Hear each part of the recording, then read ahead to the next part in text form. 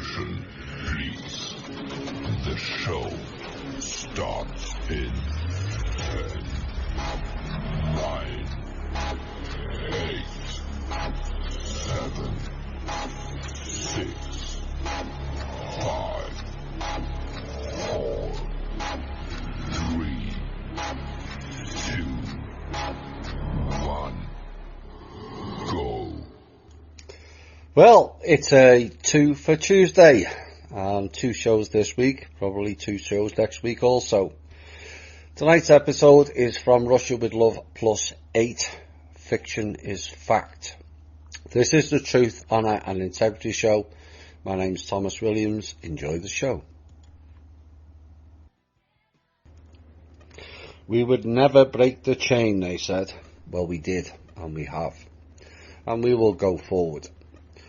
Now, recently we covered a whole section of movies and shows that revealed much about the New World Order plans, and tonight's show will have a familiar theme and also can be seen as a spin-off from things mentioned in the expose show, which then spun off into another must-listen to show and another one. So I've got 3 or 4 close, so we might have a lot more 2 for Tuesdays. But it also delves into how far back they plan and how eerily things put in fiction steadily morph into our reality. And I mentioned some time back that if you treat in their world fact as fiction and fiction as fact, you would end up with a greater understanding of how they and the system works. Now, part of tonight's show will revisit a piece we did a month ago with extra information on that.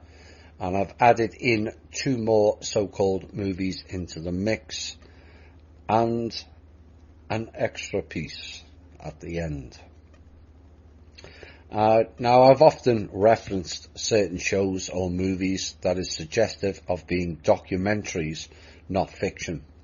It quite often turns out fiction is fact and fact is fiction. Right, the land of confusion. Yes, this planet is the land of confusion. And these shows are heavy dot connectors in many ways, that give you an overall picture, or the bigger picture. Something one certain group said I didn't have enough of. Funny that. Oh well, let's tuck in. Now, I've referenced many movies or TV series in our shows, like Dark, Taken, the series, the 100 series, Terminator, Extinction, the original V series, the Stargate series are all examples of watching suggested from our show. Now, a member took this on board and added some more into the mix, which we will go through, and then we'll add the other ones to it, plus the last piece. Now, recent movies is called Alien Intruder, and it's a sci-fi where an alien virus computer infects the virtual reality system of spaceships, luring them into the G sector. Now, the alien virus represents as a female named Ariel, which is another Hebrew name. And in Hebrew, Ariel means Lion of God, and is a compound word derived from the gatherer of food, aka lion Ari, and God El, aka Elites and Elohim. How appropriate. So this movie is about an alien virus that wants to harvest humans for its computer god. Sound familiar? Remember our piece on Is God an AI sky god, and subsequently just a computer program that loses our energy to feed its batteries? Now, the Lion of God is the Lion of Judah, which is again a Jewish symbol, and why the lions are all over Royal Elites' crests, buildings, and the famous New Age bullshittery of the Lion's Gate, which was a Hebrew Anunnaki portal. Now, that portal is no longer open, and the reason they have the 8-8 loop Lions Gate all over the alt media, is to get gullible, new age and saviour based people to open the gate for them in ceremony. Oops. Now the Lion King brings in Disney, and not for the last time this evening. Beauty and the Beast had the lion as the central character also. But another line in that needs repeating and perhaps is now better understood, where an alien virus computer infects the virtual reality system of spaceships, luring them into the G sector.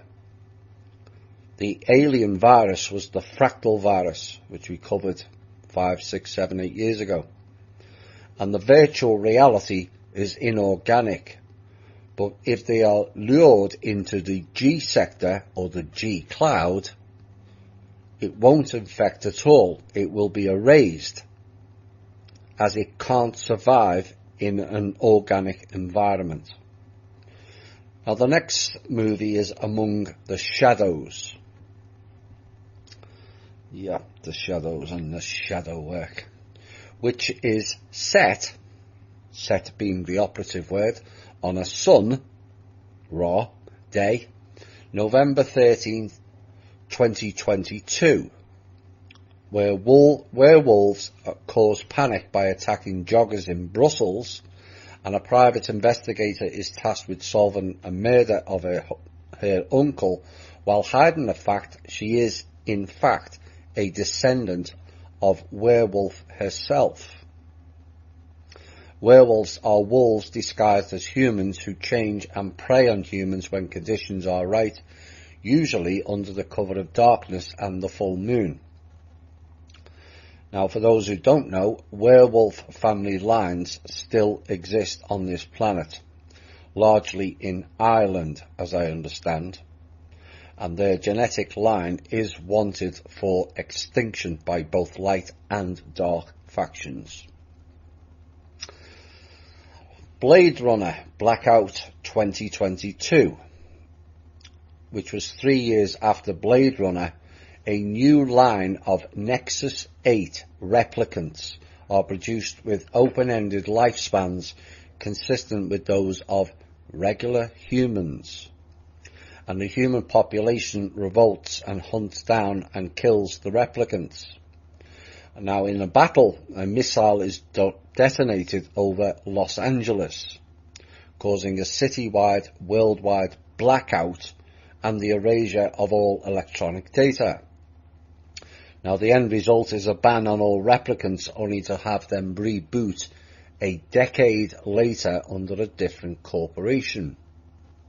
So the movie was set in 2022, which is a decade after 2012. And the question is that what they are planning for next year? Now, the replicants are bots. The Nexus 8 is the loops. And the Nexus 8 was the City of Light pill in the 100 series also. And the weapon used was often a source of fear-based alt media predictions back in 2015. The EMP weapon is the only thing capable of our technology anyway, of causing that type of damage. Now, replicants are also covered in the movie Extinction, hence the question in our show, what is human? Because as we have found out, not all humans are what we thought they were. Now, since we ran this piece originally, remarkably, what a coincidence, the same title, Blackout, has turned up in a disaster preparedness event in Germany, which we referenced in a show last week, whereby it is simulating or prophesizing a future electrical blackout event. The Dark Side of the Moon, again set in the year 2022, and a mysterious systems failure causes the crew of a spaceship to be stranded on the dark side of the moon while rapidly running out of fuel and oxygen. Take note of that. And they're surprised to discover a NASA space shuttle floating in space. Well, you often find them floating around. And they board it in the hope of salvaging some supplies. And one by one the crew is possessed and killed by none other than the devil himself. Now, the interesting poster for this film shows just the eyes of a person creature. And the eyes are reptile cat in shape and design. A space devil with cat's eyes on the dark side of the moon. Well, I never. And in another strange coincidence, the hero is played by Joe Turkel, born in and born to, who was also in the original Blade Runner. But maybe the spaceship is Earth, given that COVID makes some people have a lack of oxygen, and the elites seem to be attempting to price us out of fuel currently. The next movie is called The Tomorrow War, in December 2022 again. Very close to Christmas, the world discovers that in the future, a war between humans and aliens called White Spikes will occur. And a group of military arrive from the future with the purpose of enlisting people from the past who died before the war started to fight in the future. Those who were here in the beginning are here now. And these soul dyers are moved to the future for a period of 7 days, after which, if they survive, they return to 2022. And to the horror of those in 2022, the White Spikes are voracious eaters and eat anything that moves, including humans. Now, in the movie it says the White Spikes arrived in Russia first, which may link to our From Russia with Love series of, instead of the white spikes, replace it with the white race. And this may be a subtle racist movie of eliminating the white race. The next movie is Soylent Green in the year 2022. The world is overpopulated, polluted, and the climate so decimated that there are shortages of water, food, and housing. And there are 40 million people in New York City, and only elites can afford proper housing and food. And the elites have concubines, which they refer to as furniture, who are essentially slaves to the rich and powerful. I would call them monarchs. And which people of the world have multiple partners and wives and use the concubine method? Perhaps it is a pointer.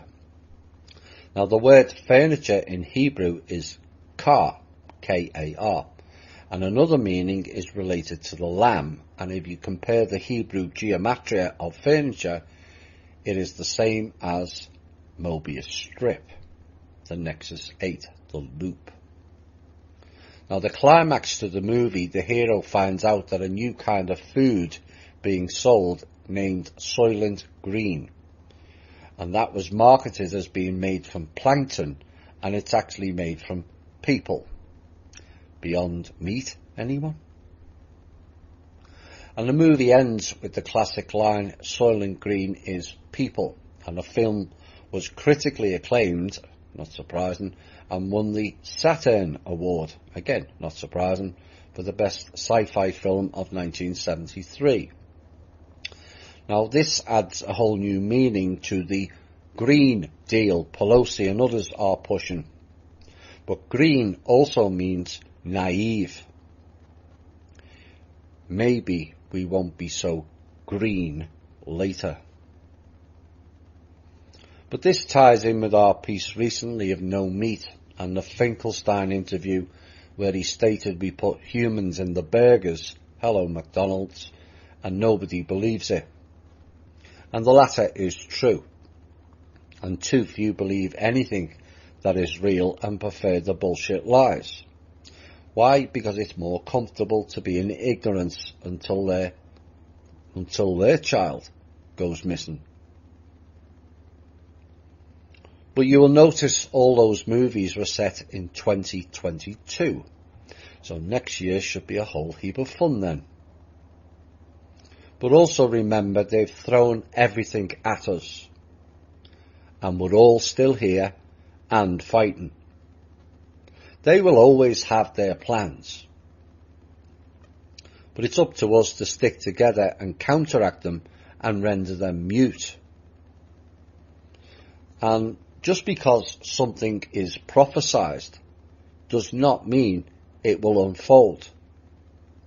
Unless you have forgotten your own consent or non-consent and your ability to manifest a different future. They rely on us doing nothing, which then brings in consent. Shall myself grant me the serenity to accept the things I cannot change, the courage to change the things I can, and the wisdom to know the difference. A famous quote which I altered slightly to include the self in all. But perhaps another subtle change is required on the part of grant me the serenity to accept the things I cannot change. Who said we can't change things? Is that not a limitation program? And in reality, we the people can change anything and everything with the right fortitude, thinking process and application. You have to believe in yourself more. And you are all capable of so much more than all of you ever thought. Oh, let the sun beat down upon my face with stars to fill my dream. I am a traveller of both time and space to be what I have been. To sit with elders of a gentle race this world has seldom seen, who talk of days for which they sit and wait, when all will be revealed. Now in Daniel 2:44, in the days of those kings the God of heaven will set up a kingdom that will never be destroyed, and this kingdom will not be passed on to any other people. It will crush and put an end to all these kingdoms, and it alone will stand forever. But in Revelation 16:14 through 16, they are in fact expressions inspired by demons, and they perform signs, and they go out to the kings of the entire inhabited earth to gather them together to the war of the great day of God the Almighty. And they gather them together to the place that is called in Hebrew Armageddon. Now the mistake in thinking that those two pieces are for our benefit is wrong thinking these days, as more and more understanding and knowledge is garnered. The kingdoms were the domains of the kings, like the Valley of the Kings, are all about Egypt and the fake gods again. And what they are describing in their books is the caliphate plan of the Hebrew Anunnaki. But the God Almighty is God the mighty God, who wants to create a battlefield in Israel and Armageddon. And the great common sense question is, why would God want to create a war to begin with?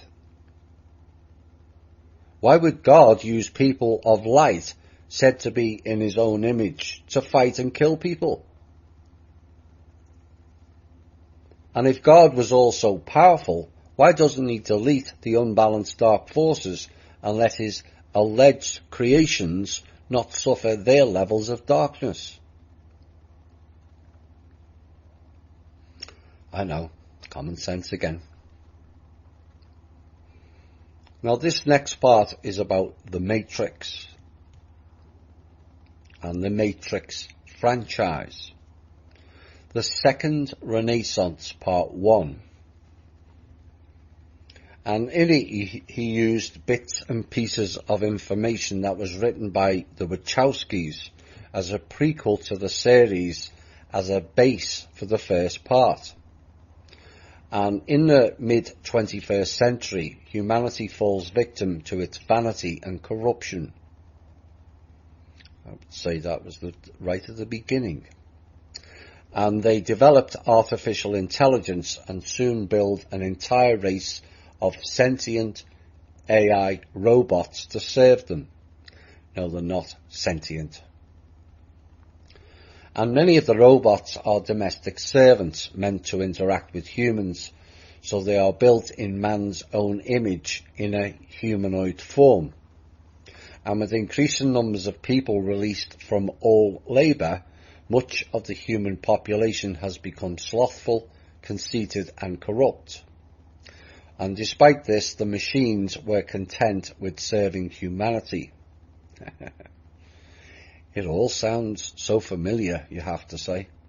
Vanity and corruption, check. The rise of AI, check. And something I've been warning about a while, building a race of robots.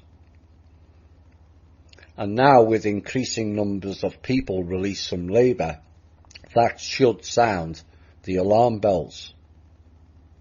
I've warned of the police, military and agencies being replaced. But are we seeing the unfolding of other professions also falling for the technology takeover?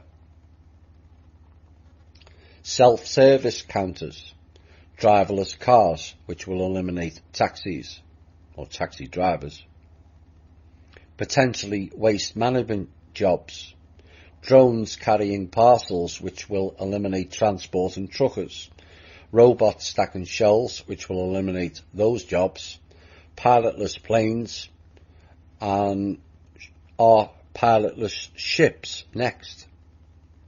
Warehouse jobs filled by robots, 3D printed homes will decimate the construction industry, and so where will the jobs be? How will people earn money? Well, in their world, you won't, due to their next plan of universal basic income.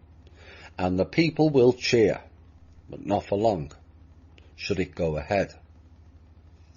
Now, the relationship in the movie between humans and machines changes in the year 2090, when a domestic android, Hillary, is threatened by its owner.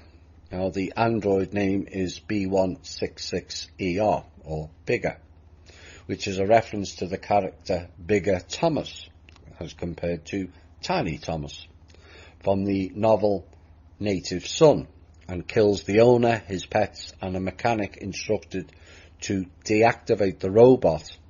And it was the first incident of an artificially intelligent machine killing a human. First in the movies, not in reality. And Bigger is arrested and put on trial, but justifies the crime as self-defense, stating that it simply did not want to die. Now, during the trial scene, a voiceover of the defence attorney Clarence Drummond, whose name is a dual reference to Clarence Darrow and Henry Drummond from the Inherit the Wind. And it was also quoting a famous line from the Dred Scott versus Sandford case in his closing statement, which implicitly ruled that African Americans were not entitled to citizenship under United States law, whereby it said, "We think they are not and were not intended to be included under the word citizens in the Constitution, and can therefore claim none of the rights and privileges which that instrument provides for and secures to citizens of the United States." And yes, that's in a document. and on the contrary, they were at the time considered as a subordinate and inferior class of beings. Now, the movie, using this as a precedent, the prosecutor argues that machines are not entitled to the same human rights as us and repeat history, and that human beings have a right to destroy their property, while the defence urges the listeners not to repeat history and to judge Bigger as a human. Hello, Sophia. No, you're not. And not a machine. And Bigger loses the court case and is destroyed. And across the industrialised world, mass civil disturbances erupt when robots, along with their human supporters and sympathisers, rise in protest. And rioting and protests such as the Million Machine March unfolded across the United States, and the authorities used deadly force against the machines and their human supporters. Now, fearing a robot rebellion as well as a schism with humanity, governments across the world destroy all the robots and purge their human supporters. However, some robots do escape destruction because humans still want or need them. No, we don't. And the surviving robots leave in a mass exodus and build their own new nation in the cradle of civilization, Mesopotamia. And then they name their new nation 01. Of reference to 01, the numerals used in binary notation. Mesopotamia and binary coding? Well, I never. And 01 prospers, and the machines begin to produce efficient, highly advanced artificial intelligence that finds itself in all facets of global consumer products, which further bolsters the fledgling nation's economy, while the human nation's economies suffer severely. Does that not sound like what's going on now? Ponder on it. Now, the United Nations Security Council calls an emergency summit at the UN headquarters in New York City to discuss an embargo and military blockade of 01. And 01 sends 2 ambassadors to the UN, which has become the unified world government, to request the admission of their state to the United Nations and to peacefully solve the crisis.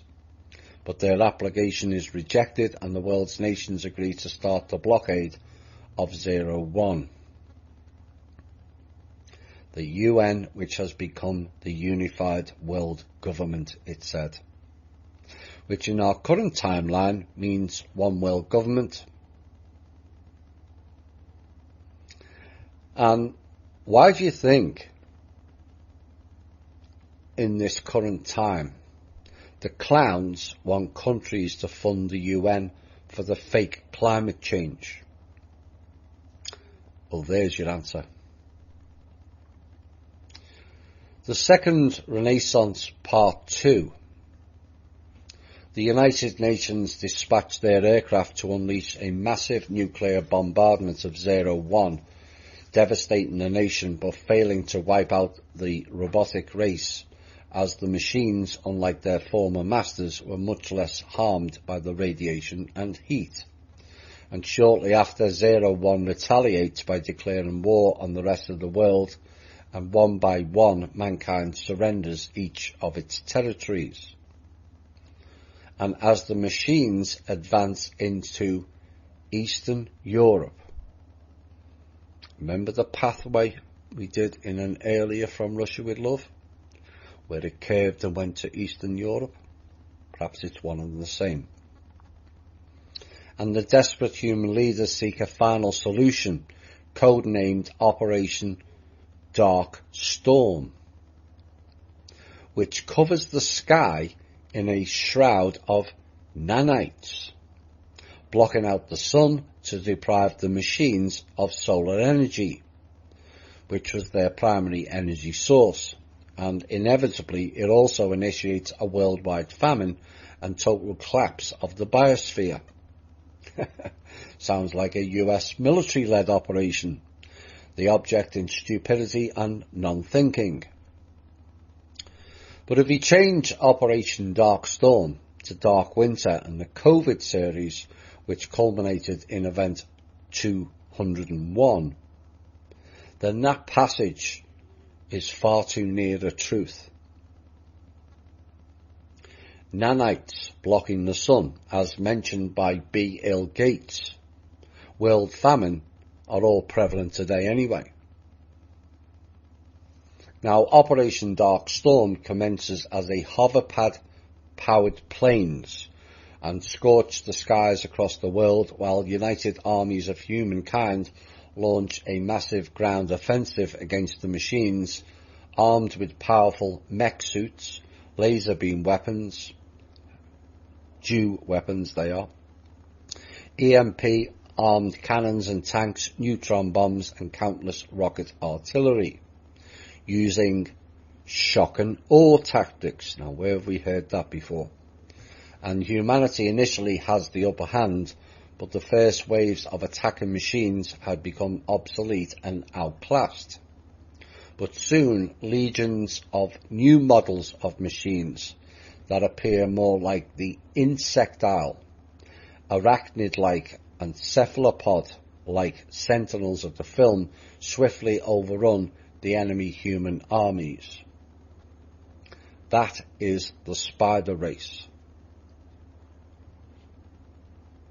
that spawned the internet and why it's called the web. Now, in the final years of the war, the machine armies continue to destroy human defences and conquer the remaining continents, and many humans are forced to relocate underground into the massive waste systems of human megacities to avoid the lethal pathogens, there's that word again, the machines unleashed into the air, which possibly leads to the foundation of the first subterranean city of Zion. The city of Zion. Oh my. Created by the Zionists. And as the machines have already wiped out most of the human armies above ground through sheer numerical superiority and biological warfare, UN leaders finally surrender. And at the United Nations headquarters, the representative of 01 signs the terms of surrender and states, "Your flesh is a relic, a mere vessel.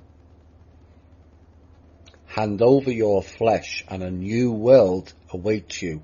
We demand it." A mere vessel. Are they requesting the meat suits for their host armies? But then the 01 representative detonates a hidden thermonuclear bomb within itself and destroys the headquarters, New York City, and the last of humanity's leadership. You will notice again most of this is playing out in New York. Life mirrors fiction, it seems. Now, the machines, having won a Pyrrhic victory, turn to the defeated humans and begin repurposing their bioelectrical, thermal and kinetic energy, essentially turning them into batteries and making them an endless energy source for machines and their society alongside nuclear fusion. And with the humans now as their new energy source, the collective sedation of humankind is employed to keep the humans down without outright destroying them. That is revealing what they have been doing for thousands of years. Just that last passage. The batteries.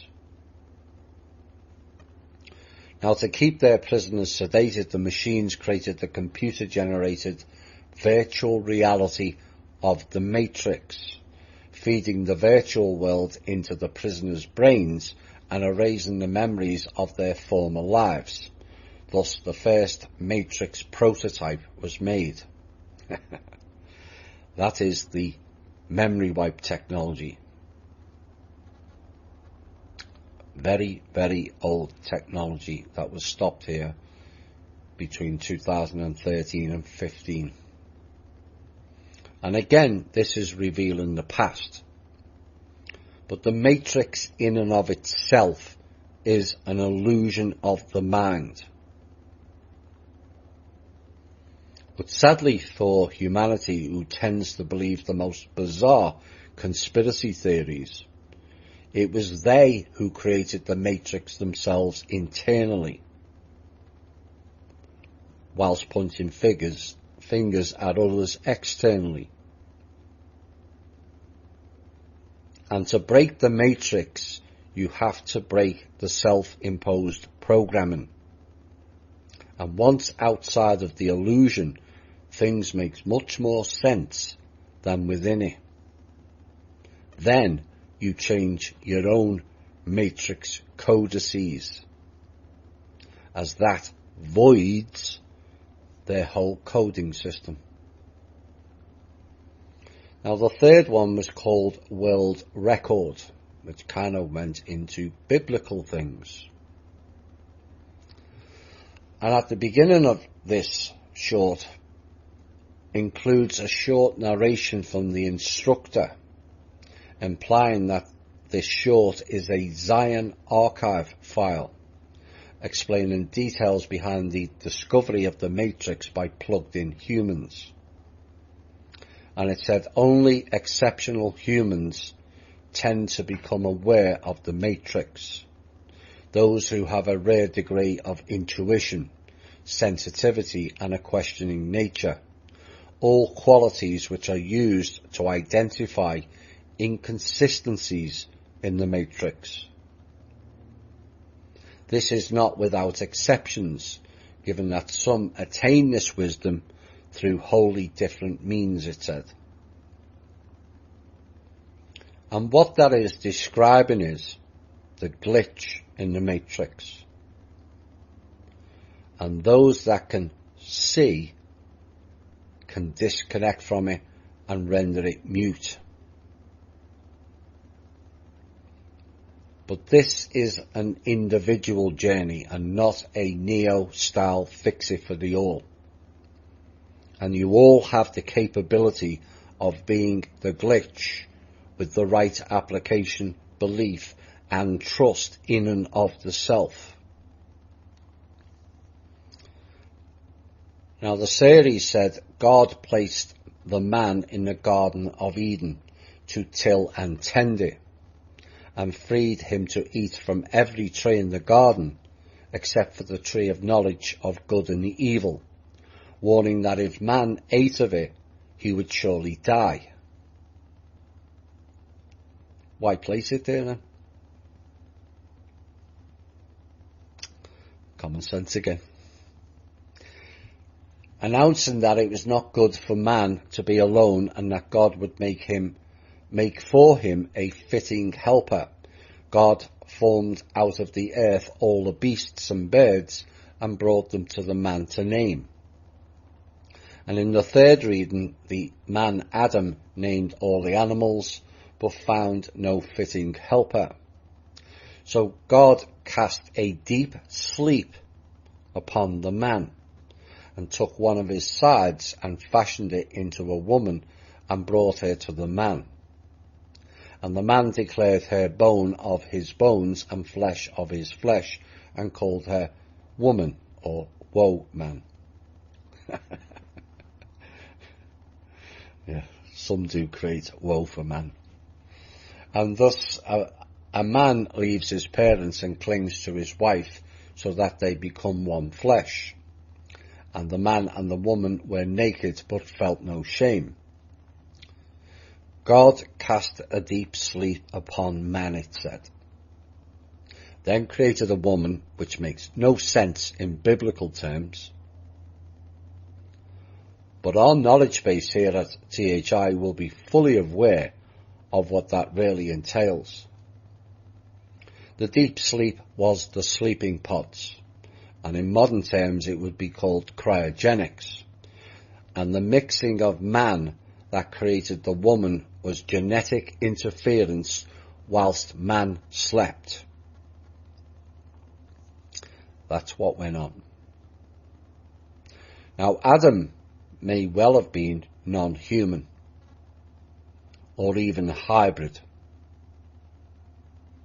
But to fashion a woman required other seeding via genetics from another race. And so the Eve was born. Not of our race, but the fake God race. Now there has been 6 Eves on this planet. And one has to question as to how many of them were actually our race of beings, given the Eve turns into Lilith, half woman and half serpent race. The serpent, Nakash, the shrewdest of the beasts, asked the woman whether God had really forbidden her to eat any of the fruit in the garden. Now, is it a coincidence that the Hebrew Nakash and the Indian Naga are one and the same being? Oops. And the woman replied that they could eat any fruit other than that of the tree in the middle of the garden, which God had warned them neither to eat nor touch on pain of death. Oh my. And the serpent told the woman that she would not die, but that as soon as she ate the fruit, her eyes would be opened and she would be like divine beings who knew good and evil. And when the woman saw that the tree was good for food, pleasing in appearance and desirable as a source of wisdom, she ate some of its fruit and gave some to her husband to eat. How did they get married? Oh no, there I go again. It's turning into an epidemic, this common sense. And then their eyes were opened, and they saw that they were naked, and they sewed themselves loincloths out of fig leaves. But hearing God move in the garden, they hid in the trees. And God asked the man where he was. And the man replied that he grew afraid when he heard God, and he hid because he was naked. And God asked him who told him that he was naked, and whether he had eaten the forbidden fruit. And the man replied that the woman whom God had put at his side gave him the fruit, and he ate. And when God asked the woman what she had done, she replied that the serpent duped her, and she ate. Now God cursed the serpent to crawl on its belly and eat dirt, and to live in enmity with the woman,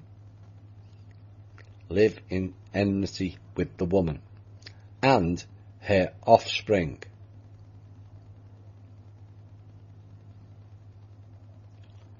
Here's a common sense question that will get people pondering quite a lot.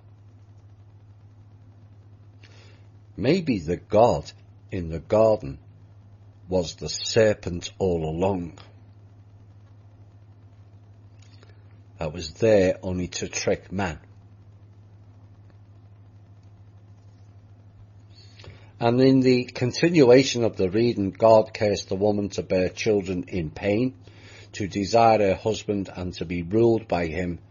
And God cursed Adam to toil to earn his food from the ground, which would sprout thorns and thistles until he returned to the ground from which he was taken. Interesting. Was he abducted? Now Adam named his wife Eve, because she was the mother to all, and God made skin garments to clothe Adam and Eve. But in the fourth reading, remarking that the man had become like God, knowing good and bad, God became concerned that he should also eat from the tree of life and live forever. And so God banished him from the Garden of Eden to till the soil. God drove the man out and stationed cherubim and a fiery, ever-turning sword east of the garden to guard the tree of life. What a kind, loving, compassionate and understanding God that was. Not. And people believe these conspiracy theories. You know, and as Thomas Sheridan said, God is a sky fairy with anger management issues. And yet, conspiracy theorists to this day still worship that God. It's time to grow up and accept reality.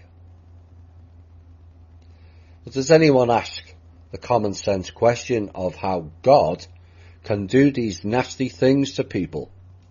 Fiery serpents, plagues, pestilence and many other things, yet never bothers to protect or save any of his alleged creations in times of strife.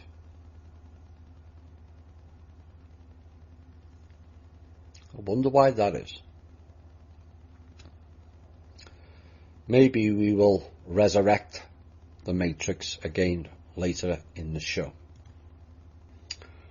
That music, Goodbye, was the theme tune for the Dark series. And we're going to get into that now.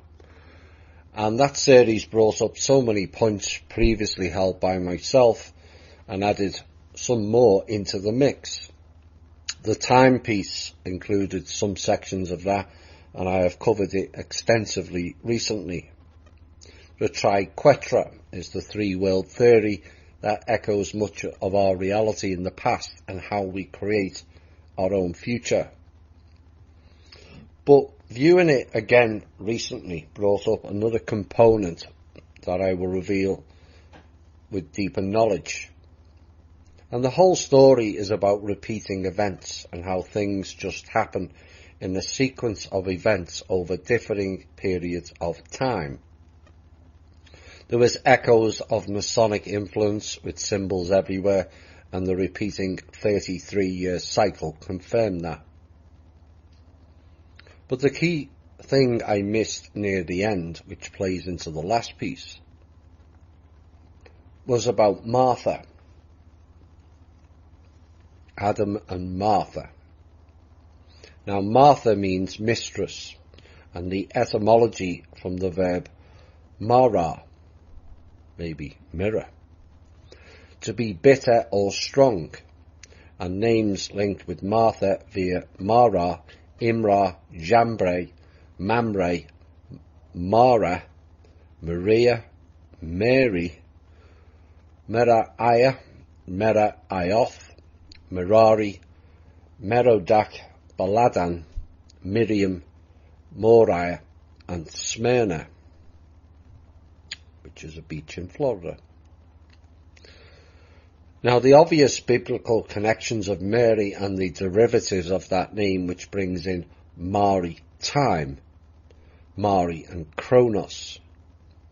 But three other names springs out on that list. Mordecai, who we covered previously, Marduk, and evil Merodach.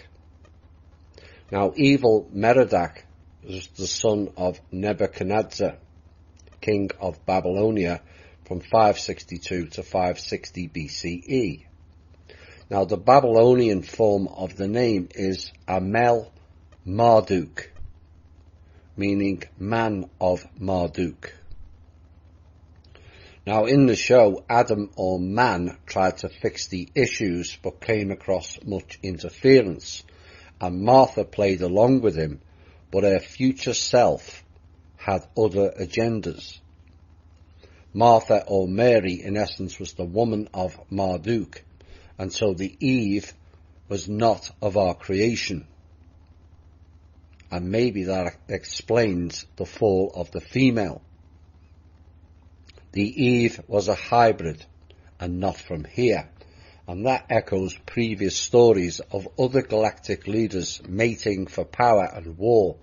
The Draco and the Pleiades is one example, Anu and Tiamat another. But what if Eve was always a differing species here?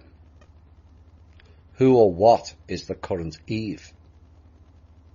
Is there connections of the current Eve to Marduk?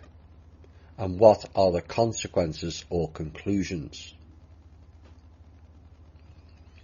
Now, the next movie was sent to me by one of the members. Is called Snow Crash.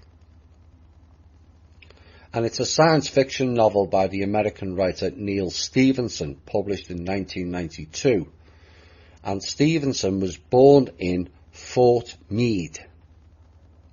And one has to ask, was he born as part of a program? Was he one of the hybrids brought here? Given Fort Meade is the home to the NSA, the Central Security Service, the United States Cyber Command, and the Defense Information Systems Agency, which are located on the US Army post Fort George G. Meade. But like many of Stevenson's novels, it covers history, linguistics, anthropology, archaeology, religion, computer science, politics, cryptography, memetics and philosophy. And in 1999, essay In the Beginning was the command line. In the beginning was the command line. And Stevenson explained the title of the novel as his term for a particular software failure mode on the early Macintosh computer. I think it goes way back further than that. And he wrote about the Macintosh that when the computer crashed and wrote gibberish into the bitmap, the result was something that looked vaguely like static on a broken television set, like a snow crash. But something else did a snow crash. Because that is describing is exactly like what happened after 2012 for the looking glass technology. It went into a snow crash or static. Now the computer-based command line is all about inserting the code. Like the biowarfare techno-jabs one has to consider. Now Stevenson also mentioned that Julian Jaynes' book, The Origin of Consciousness in the Breakdown of the Bicameral Mind, was one of the main influences on Snow Crash, which sounds like MK Ultra to me. Now in the book presents the Sumerian language as the firmware programming language for the brainstem, which is supposedly functioning as the BIOS for the human brain. Of course, the Sumerians are linked with the Hebrew Anunnaki, and so the crossover of that and the mention of the brainstem brings in the reptilian cortex. Now, according to characters in the book, the goddess Asherah is the personification of a linguistic virus. Guess which people worship her? Which is similar to a computer virus. And the god Enki, who was in the book, created a counter program which he called Nam Shub, that caused all of humanity to speak different languages as a protection against Asherah, and a reinterpretation of the ancient Near Eastern story of the Tower of Babel. Two things suggestive of that is or was Asherah like Alice through the Looking Glass and the original name of the AI, as I understand it, or Ali out of the 100 series? And why is it that females are linked with the running of an all-encompassing AI program? think parents. It's kind of common in literary, and also Zachariah Sitchin, who's Illuminati, to make Enki look like the good guy. And the answer is, he wasn't. To my knowledge, and that is supported by others in the know, including one of his own family. After all, his father was Anu, and it was Anu who, as the Lord of the Bible, who came down and changed all the languages so the humans couldn't converse with one another. That's in their Bible book. And we went from building their Tower of Babel to talking Babel, particularly anything concerning legalese, which actually means Babel. So if a lawyer tells you he knows law, he's talking Babel out of his backside, or Jaxie. Because no one knows it. It makes no sense. It's Babel. It's not meant to. Now, Stevenson originally planned Snow Crash as a computer-generated graphic novel in collaboration with artist Tony Sheeder, and in the author's acknowledgement, Stevenson recalls it became clear that the only way to make the Mac do the things we needed was to write a lot of custom image processing software. And he said, I've probably spent more hours coding during the production of this work than I actually did writing it, even though it eventually turned away from the original graphic concept. Now, Snow Crash was nominated for both the British Science Fiction Award in 1993 and the Pedophile Arthur C. Clarke Award in 1994. Now, the story on this next part sounds eerily prophetic, as the story opens up in Los Angeles in the 21st century, an unspecified number of years after a worldwide economic collapse. And Los Angeles is no longer part of the United States, since the federal government has ceded most of its power and territory to private organizations and entrepreneurs. Remember me warning of California being sold off and them forcing people out of the state back in 2014?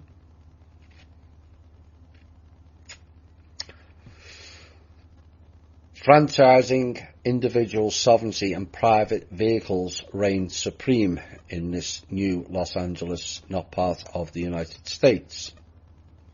And mercenary armies compete for national defence contractors, while private security guards preserve the peace in sovereign gated housing developments.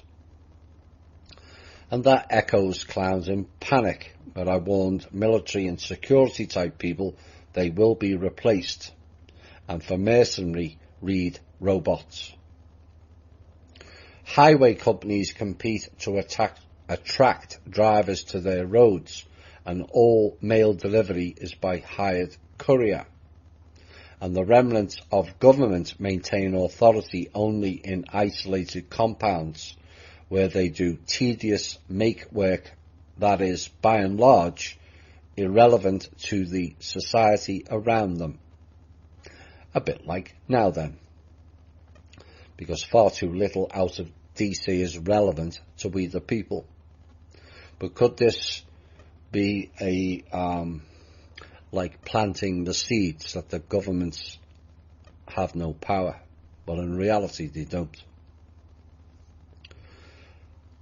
And in the movie, much of the world's territory is being carved up into sovereign enclaves, and each run by its own big business franchise, such as Mr. Lee's Greater Hong Kong. Now, Lee is spelt L-E-E, but it really means Lee as in L-I, family, the Lee family. Or it's run by the corporatized American mafia, or various residential burb-claves and a quasi-sovereign gated communities. Now, burb-claves is described as a city-state with its own constitution, a border, its own laws, cops, everything. Which sounds like a TPC village to me. If we build it, they will come. And this arrangement resembles anarcho-capitalism, which is a theme that Stevenson carries over to his next novel, The Diamond Age.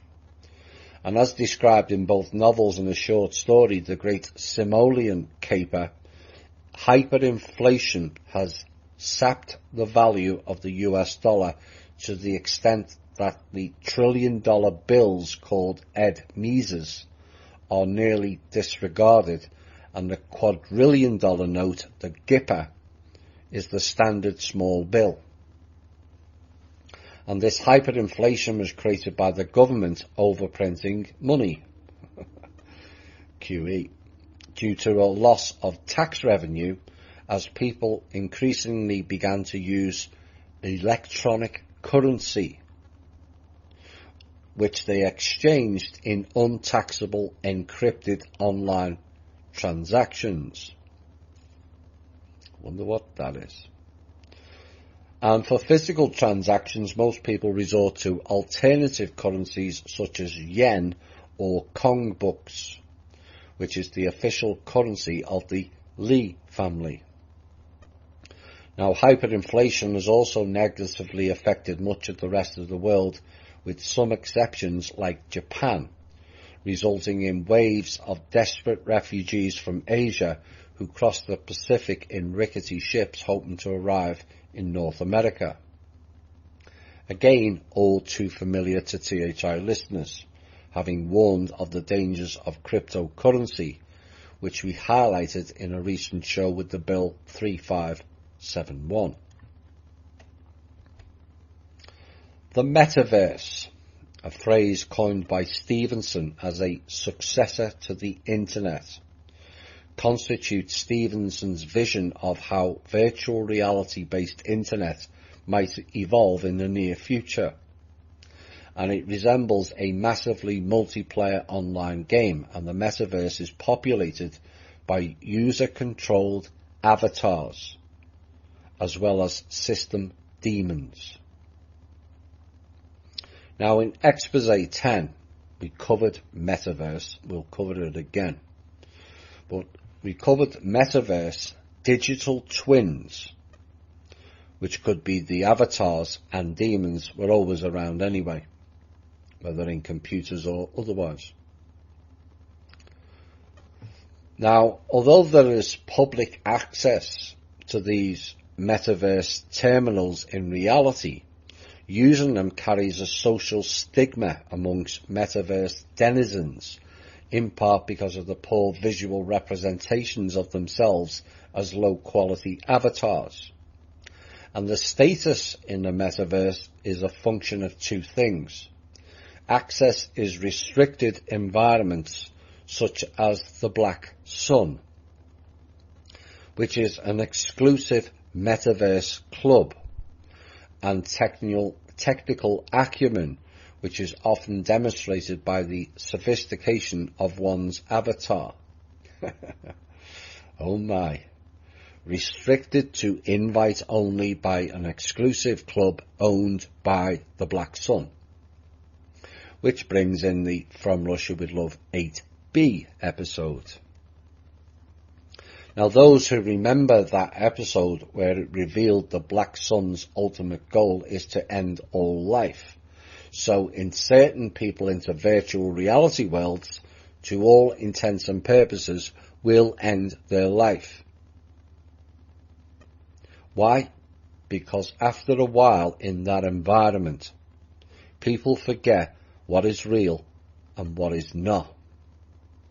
Which in some aspects is like how it all started with the loops. Now, curiously, just yesterday, Facebook announced they are hiring 10,000 people, 10, 1 and 0, to build the Metaverse. What a coincidence that is. Now, the plot summary of the movie is hero protagonist is a hacker and a pizza delivery driver for the mafia. Of course, since then, the use of the term pizza has developed a whole new meaning, as we know.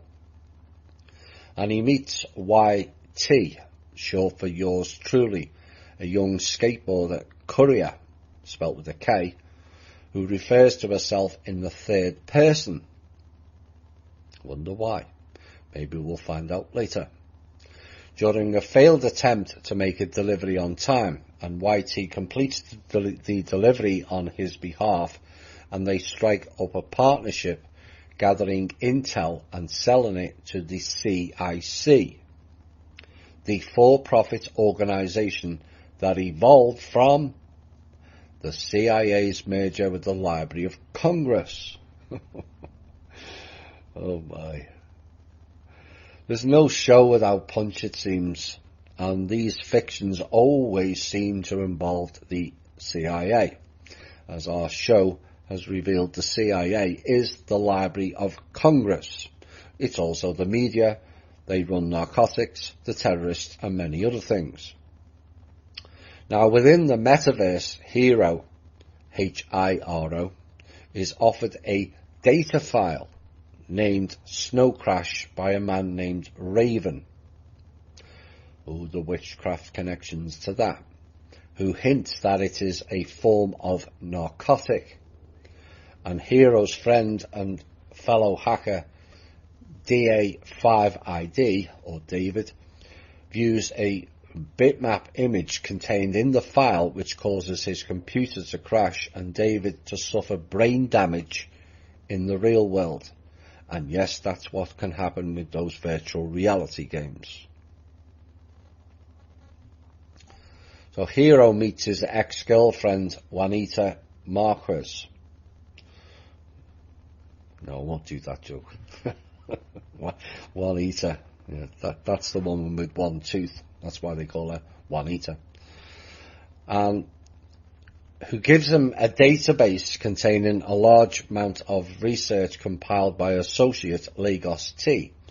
And his research posits connections between the virus, ancient Sumerian culture, there we go again, and the legend of the Tower of Babel. Oh my. The Hebrew Anunnaki again in hidden form. Now, Juanita advises him to be careful and disappears, and the mafia boss Uncle Enzo begins to take a paternal interest in YT. He was impressed by her attitude and initiative, and he arranges to meet her and offers her freelance jobs.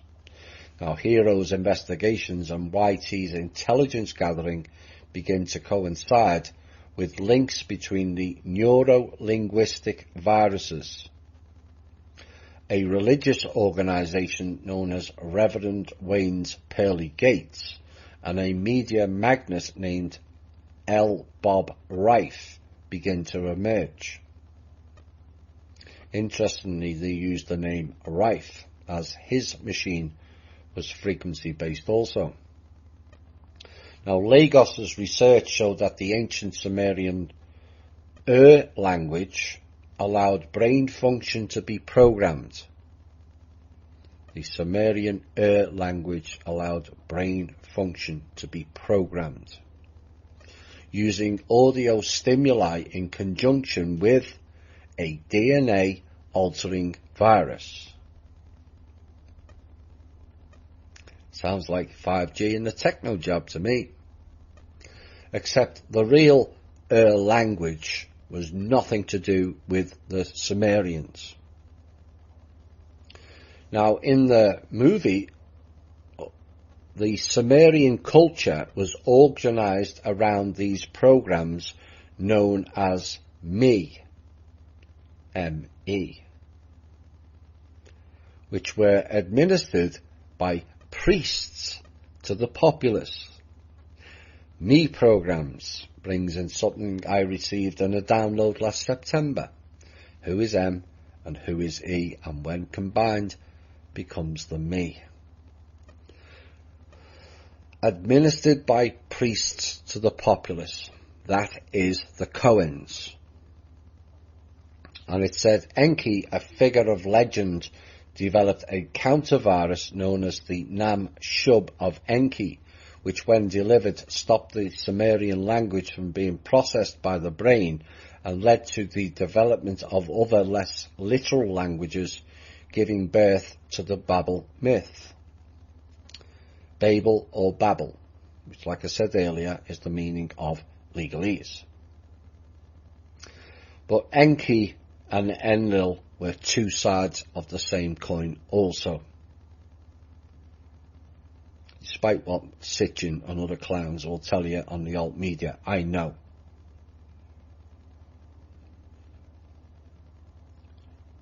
Nam Shub is a spellcast to corrupt language, in essence, is what they're telling you. Or in anagram it says Bushman, presumably reference to the George Herbert Walker Bush, and not the idiot, alcoholic and cokehead version. And the reason I say that is those that are familiar with the MK Ultra program will get that more. L. Bob Reif had been collecting Sumerian artifacts and developed the drug Snow Crash in order to make the public vulnerable to new forms of me, which he would control. And the physical form of the virus is distributed in the form of an addictive drug and within Reverend Wayne's church via infected blood, which sounds eerily like the AIDS virus to me. And there's also a digital version to which hackers are especially vulnerable, it says, as they are accustomed to processing information in binary form. Certainly sounds like the software techno jab, does it not? Anyway, Hero heads north to where the Raft, a huge collection of boats containing Euro-Asian refugees, is approaching the American coast. And the centre of the raft is L. Bob Reif's yacht, formerly the USS Enterprise, nuclear-powered aircraft carrier. And Reif has been using the raft as a mechanism to indoctrinate and infect thousands with the virus and to import it to America. The virus came from Asia to America. Where have we heard that before? YT is then captured and brought to Reif on the raft, who intends to use her as a hostage, knowing her connection to Uncle Enzo. Enki was also known as Uncle. Anu was the grandfather. And with help from the mafia, Hero makes it onto the raft and recovers the Nam Shub of Enki, which Reif had been concealing. And with the help of Juanita, who had previously infiltrated the raft, the Nam Shub is read out and Reif's control over the raft is broken. Reif flees the raft, making YT and Raven attempts to activate the digital form of Snow Crash at a virtual concert within the Metaverse. And Hero is able to neutralise the virus and YT escapes. And after a confrontation with the Mafia, Raven is injured and Reif is killed as he attempts to flee on his private jet.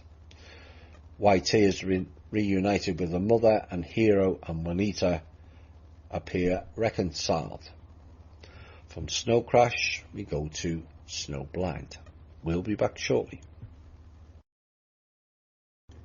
So in this continuation of this movie, The Snow Crash, some of the characteristics are revealing also. And so we're going to go into some of the more details of that. And various technologies are employed in this fictional world and help define it. And amongst these are rat things, R-A-T. also known as semi-autonomous guard units, and they are cybernetic personal defense guards found in and around Mr. Lee's Greater Hong Kong. And they were engineered from pit bull terriers surgically augmented with cybernetic components, and rat things are named for their long flexible tails. And they were invented by Dr. Nye of Nye Security Industries, who was severely handicapped after a helicopter accident in Vietnam. And like the rat things, Dr. Nye is also a cyborg. And rat things remember their previous lives as dogs, and they can also communicate with other rat things by barking in the Metaverse. Although their minds are largely controlled by their implants, they can sometimes act independently of the programming. And when in the Metaverse and not performing guard duties, rat things experience running on endless beaches, playing in the surf, eating steaks that grow on trees. That's interesting. And blood-drenched frisbees floating around waiting to be caught. And like other technology in Snow Crash, rat things are powered by a nuclear isotope battery, which requires extensive cooling due to the massive amount of waste heat generated. Now, the rat things are passively cooled by a system of heat sinks that are only effective when the rat thing runs fast enough to move ambient air across the fins. And to prevent rapid overheating when stationary, they must remain in their hutches, effectively dog houses, where they are continuously sprayed by jets of refrigerant. Sounds like chemtrails. And through running, rat things are capable of breaking the sound barrier, 760 miles an hour at sea level, although this is not typically allowed in Mr. Lee's Greater Hong Kong good neighbour policies due to noise reasons. Oh, the control. And because they must be either moving at high velocities or actively cooling in their hutches, rat things are rarely seen by human eyes. And few people know what they look like. And the great question is this a sign of the robot army to come? Remember, we reported that Eric Prince has been building robot armies in China for a while now, and other inside sources told me they had seen and worked with robot armies at least 20 years back. And no, it's not the Hillary version that falls down the stairs. Also in the series is Smart Wheels, a fictional type of wheel used on skateboards and advanced motorcycles, and they consist of small segments of contact surface mounted on telescoping spokes, allowing the wheel to take the shape of cracks, curbs and bumps. And they have a passing mention in the Diamond Age book as being used on a wheelchair belonging to a minor character. The reason is a rail gun in a rotary cannon configuration which fires, hello Israel, depleted uranium flechettes. And it's mounted to a large wheeled ammunition box and is equipped with a harness for user comfort, a nuclear battery pack and a water-cooled heat exchanger. Now, the weapon created by Nye was still in beta testing and suffers a software crash during a battle, oh my, resulting in the death of its user. That's a bit like the Avatar inside the machine. Now, Hero is later able to apply a firmware update and uses it until its ammunition supply is depleted, and it bears an inscription on its nameplate, the Latin phrase Ultima Ratio Regum, the last argument of the kings, which is significant. The Metaverse is a collective virtual shared space created by the convergence of virtually enhanced physical reality and physically persistent virtual space, including the sum of all virtual worlds, augmented reality, and the internet.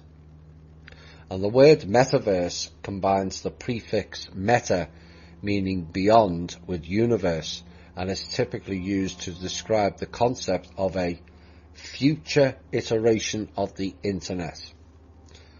Well, Facebook just decided they were building it, which means they already have.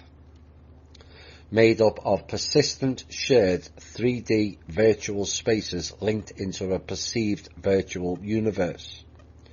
And Stevenson's metaverse appears to its users as an urban environment developed along a single 100-metre wide road, the street, that runs the entire 65,536 kilometres circumference of a featureless, black, perfectly spherical planet. Sounds like the Black Sun to me, or perhaps Rahu and Ketu. Or perhaps that was the second world that fell. For those of you who remember me mentioning that previously. And the virtual real estate is owned by the Global Multimedia Protocol Group, GMPG, which is eerily close to the Rothschilds' KPMG, is it not? Now, GMPG is a fictional part of the Real Association for Computing Machinery and is available to be bought and buildings developed thereupon. And users of the metaverse gain access to it through personal terminals, terminal being the operative word, that project a high-quality virtual reality display onto goggles worn by the user, or from low-quality public terminals in booths, with the penalty of presenting a grainy black and white appearance. Divide and conquer again, haves and have-nots. And Stevenson also describes a subculture of people choosing to remain continuously connected to the metaverse by wearing portable terminals, goggles and other equipment, and they are given the nickname gargoyles due to their grotesque appearance. Now, just by coincidence, there is a company called Gargoyles who do eye performance wear for the military and cops. I guess they live was right all along. And even more interesting is there was a TV series called Gargoyles, and guess where those night creatures protected in the series? New York. And those of you who have encountered those creatures in other realms know they're not exactly on our side. And neither are the churches, as most churches have those creatures on the buildings. Now, users of the metaverse experience it from a first-person perspective. First person, which is a copy. So you become disorientated of which is the real version of you. And within the metaverse, individual users appear as avatars of any form, with the sole restriction of height to prevent people from walking around a mile high. But then you can't overview, you see. And transport within the metaverse is limited to analogues of reality by foot or vehicle, such as the monorail that runs the entire length of the street, stopping at 256 express ports, located evenly at 256 kilometre intervals, and local ports 1 kilometre apart. Why 256? Well, that equals 13, but that part is uncertain, although 256 represents a perfect square, 16 to the power of 2. Distributed republics are loosely connected state-like entities dispersed across the world, and the concept was reused by Stevenson in the book The Diamond Age. Now, the book itself established Stevenson as a major scientific fiction writer in the 1990s, and the book appeared on Times magazine list of 100 all-time best English language novels written since 1923. And some critics have considered it a parody of cyberpunk and mentioned its satiric and absurdist humour. And in his book, The Shape of the Signifier, 1967 to the End of History, Walter Ben Michaels targets Stevenson's view that languages are codes, rather than a grouping of letters and sounds to be interpreted. And Michaels contends that this basic idea of language as code is central to the construct of Snow Crash, and a good deal of Snow Crash's plots depend upon eliding the distinction between hackers and their computers. And he said, just because looking at code will do to the hacker what receiving it will do to the computer, but at the same time trivializes the role of meaning in linguistic works.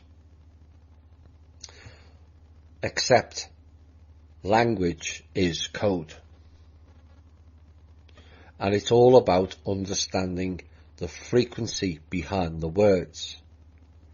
There is a reason why they took out the phonetic learning of language, so they can change the intonation of words and use their spellcasting, which can fall apart if you don't say the word how they stated it.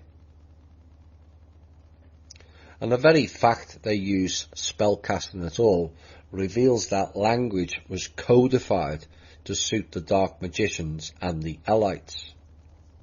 And like we said earlier, it was the Lord of the Bible who changed the languages of humans, so they wouldn't be able to communicate with one another and challenge the system of slavery being employed to build the Tower of Babel.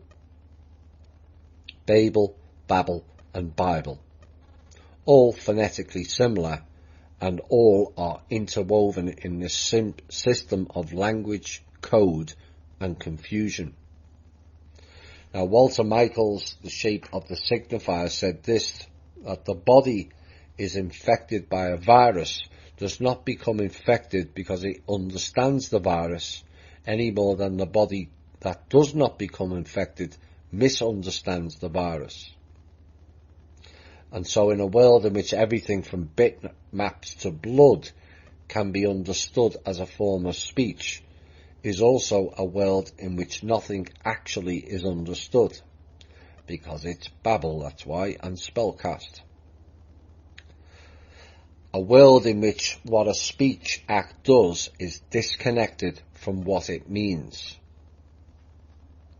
Well, the classic for that is the words holy and divine. Symbolise that statement more than most. In fact, most church, religion or Bible intentions are so far removed from what is real, it defies belief that more people haven't decoded it yet. And Stevenson's views are not shared with other contemporary writers such as Bret Easton Ellis, Kathy Acker, Octavia Butler, Paul de Man and Richard Rorty, with respect to the latter's literary criticism, and in contrast it uniquely risks developing a more racialized view of culture. And because in Snow Crash the bodies of humans are affected by information they can't read, which is the virus. And it's just like the ice pick in American Psycho. It gets the words inside you, even if you haven't read them. And that, called in the modern day, is mind control. And it's a more subtle version of MK Ultra. And culture is not transmitted by beliefs and practices, but rather by physical characteristics such as blood or genetic codes. And Rorty's Achieving Our Country uses Snow Crash as an example of modern culture that expresses the loss of what he calls national hope. And the problem with Snow Crash, he says, is not that it isn't true. After all, it's a story. Well, actually, it's a documentary. But it just isn't inspirational. But it was done by dark forces is why. And this lack of inspiration, he said, is offset by something else Snow Crash and other works like it offer. And these books produce in their readers the state of soul that Rorty calls knowingness, which he glosses as a preference for knowledge over hope. And he said this preference for knowledge contributes to a more fundamental failure to appreciate the value of inspiration and hence of literature itself. Now, in my opinion, and what I believe, with more knowledge, it brings more hope, providing your mindset is operating in the right way. And sadly, too many operate in fear and low vibration, and so it will bring a sense of hopelessness. But those operating without and a desire to change not only the narrative, but the predicted outcome, will always have hope and knowledge. Now, this book, which went into a movie, had a large influence on the World Wide Web and computing. And while the 1986 virtual environment Habitat applied the Sanskrit term avatar to online virtual bodies before Stevenson, a virtual environment habitat that adds a whole new meaning for the company called Habitat for Humanity, does it not? Oops, looks like I've ruined something else. But the term avatar is now fairly well known following the movie Avatar, but it's perhaps not too well understood at this point. I think we'll understand it after these 5 examples. 1. Hindu mythology. The descent of a deity to the earth in an incarnate form or some manifest shape. The incarnation of a god. Except they were not gods. None of them. They used technology to fake their existence here. And of course people of that time thought it was magic, and so called them and worshipped them as gods. And that was a major mistake for life on this planet, which we have yet to fully recover from. 2. An embodiment or personification of a principle, attitude or view of life. 3. Digital technology, a static or moving image or other graphic representation that acts as a proxy for a person or is associated with a specific digital account or identity. Digital account. Wonder where we've heard that before. And what that is describing is like a holographic image, which is how the fake gods portrayed themselves in here in communications with the others. 4. There's been a number of times in shows I've referenced the computer terms and how it can be significant and telling. The term port has maritime or maritime connections.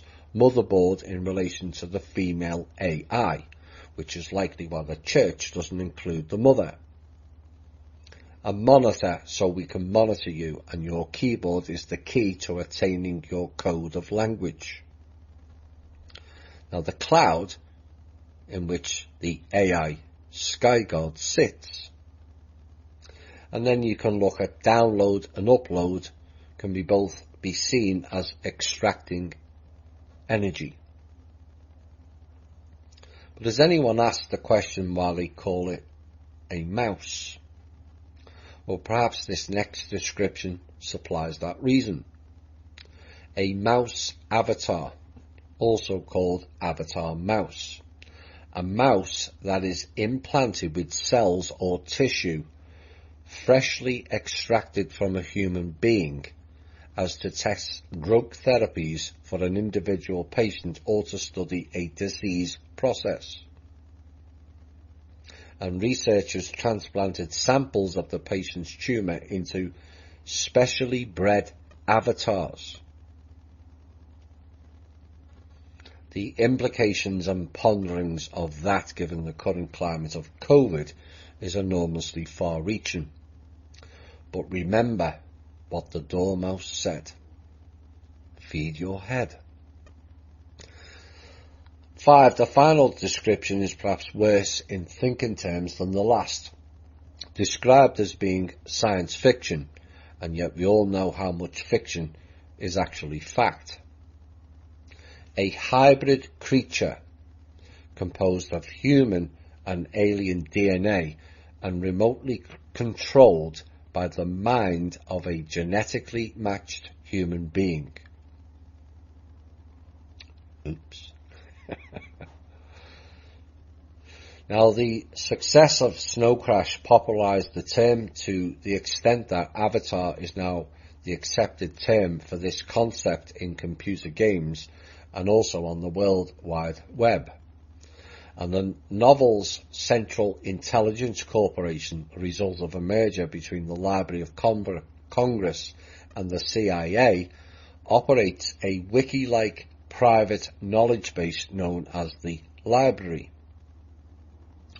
Although, unlike Wikimedia, contributors to the library stringers are paid if their contributions are used, making the library more of an information marketplace than a public knowledge repository. Is it Wikimedia or Wikipedia? CIA and the library, which is the database they have on us all, which is actually ran by the NSA, who operate on behalf of the UK GCHQ. But this book also spawned many virtual globe programs, including NASA's Whirlwind and Google Earth. That bears a resemblance to the Earth software developed by the CCC in Snow Crash. And meanwhile, in the real world, the CIC, or their real name CIA, was formulating flat Earth plans. That's where that came from. But one Google Earth or Go Ogle Earth co-founder claims that Go Ogle Earth was modelled after Snow Crash, while another co-founder said he was inspired by the powers of 10. Now remember, we started this story is that Stevenson was born at Fort Meade. Connect the dots. And Stevenson himself has commented on the legacy of his Earth program's God's Eye aesthetic in his novel Ream Day, which is an anagram of Read Me, in which his protagonist, a game designer, steals the technique from Go Ogle Earth. And the opening screen of T-Rain was a frank rip-off of what you saw when you booted up Go Ogle Earth. And Richard felt no guilt about this, since he had heard that Go Ogle Earth in turn was based on an idea from some old science fiction novel. You see, it's not fiction. And Stevenson's concept of the Metaverse has enjoyed continued popularity and strong influence in high-tech circles, especially Silicon Valley, ever since the publication of Snow Crash. And as a result, Stevenson has become a sought-after futurist and has worked as a futurist, which is not future at all, for Blue Origin and, more recently, Magic Leap. Now, the software developer Michael Abrash was inspired by Snow Crash's Metaverse and its networked 3D world, and he left Microsoft for ID Software to write something in that direction, and the result being Quake. And the story for the 3DO game Immersionary was also heavily influenced by Snow Crash as well, and a direct video game adaptation of Snow Crash was in development in 1996 but was never released. But the online virtual worlds, Active Worlds and Second Life were both directly inspired by the Metaverse in Snow Crash, and the former Microsoft Chief Technology Officer Jay Allard and former Xbox Live Development Manager Boyd Multerer claimed to have been heavily inspired by Snow Crash in the development of the Xbox Live, and that it was a mandatory read for the Xbox development team. Now, they were talking about a possible film or television adaptation, and the novel was optioned shortly after its publication and subsequent success, although to date it has never progressed past pre-production. Well, it has now. And American-Canadian science fiction director Vincenzo Natali in particular has argued against the 2-hour feature film adaptation because of a perceived lack of fit with the form, inasmuch as the novel is tonally all over the place, and he feels that a mini-series would be more suitable format for the material. But in late 1996 it was announced that writer-director Jeffrey Nashmanoff would adopt the novel for the Kennedy Marshall Company, Black Sun, and Touchstone Pictures, Black Sun. And Mark Brambilla was attached to direct the film, and in June 2012 it was announced that the English director Joe Cornish, following his 2011 debut film Attack the Block, had been signed as director of a future film adaptation for Paramount Pictures. By 2013, Stevenson described Cornish's script as amazing, but also warned that there was no guarantee that a film would be made. But in July 2016, producer Frank Marshall said that the filming could start in 2017, and August 2017, Amazon Studios announced that it was co-producing an hour-long science fiction drama television show based on Snow Crash with Paramount. And the television show will be executive produced. Well, executed is the right term. I was right the first time. By Cornish and the Kennedy Marshall Company's Frank Marshall. In December 2019, it was announced that HBO Max had acquired the series with Paramount continuing to produce and Cornish remaining as the executive producer. Now, what this show shows is so-called science fiction is more based in fact than the average viewer believes. And this is how they tell their story, in code, in fiction, and right in our faces, but all hidden in plain sight. And the agency people are involved in far more of the scripts of these type of movies than the public realises as well.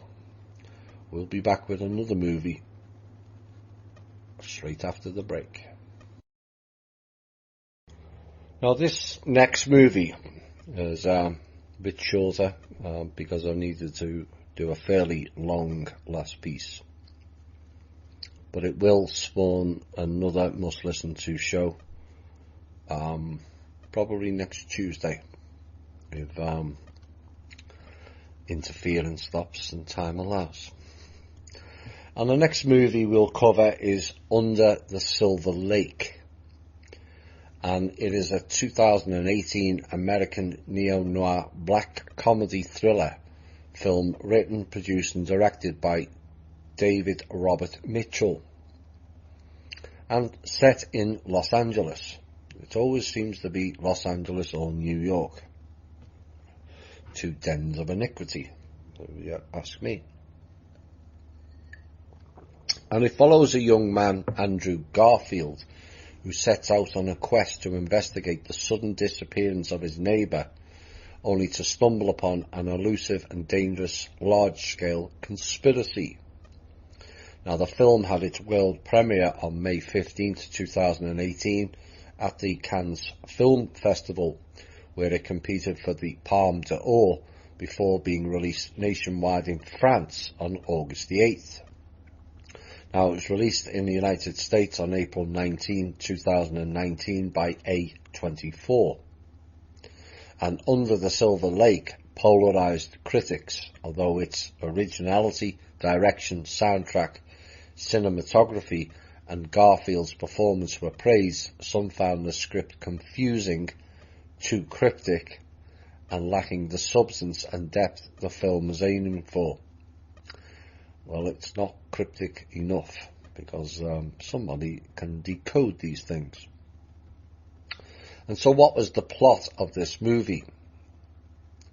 Well, it's a fiction is fact type show that reveals hidden elements of the seedy underworld attached to California.